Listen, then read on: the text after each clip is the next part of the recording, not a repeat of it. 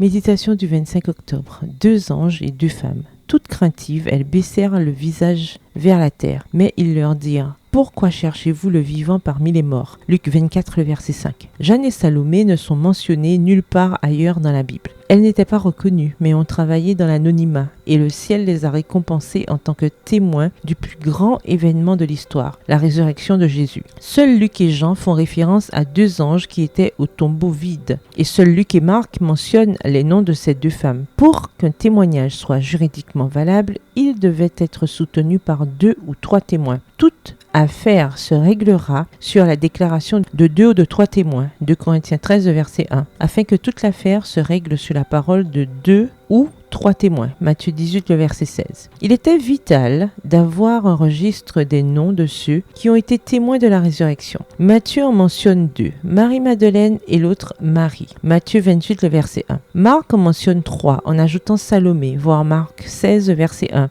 Luc mentionne 3 femmes et un homme comme témoins, Marie-Madeleine, Marie mère de Jacques, Jeanne et Pierre, voir Luc 24 et versets 10 à 12. Le témoignage des femmes n'étant pas considéré comme fiable, voir Luc 24, le verset 11. Jean s'ajoute lui-même à Pierre et à Marie-Madeleine, voir Jean 20, les versets 1 à 6. En bref, 4 femmes et 2 hommes ont été les premiers témoins de la résurrection merveilleuse de Jésus parmi les morts. Luc et Jean sont les seuls à mentionner la visite de 2 anges au tombeau vide, l'un assis au pied de là où avait gis le corps de Jésus et l'autre à sa tête. Voir Luc 24, le verset 4 et Jean 20, le verset 12. Pourquoi les 2 anges étaient-ils importants? Dans le tabernacle de l'Ancien Testament, l'arche de l'Alliance se trouvait dans le Saint des Saints. Au-dessus de l'arche se trouvaient 2 anges représentant la gloire de Dieu. Voir Exode 37, les versets 7 à 9.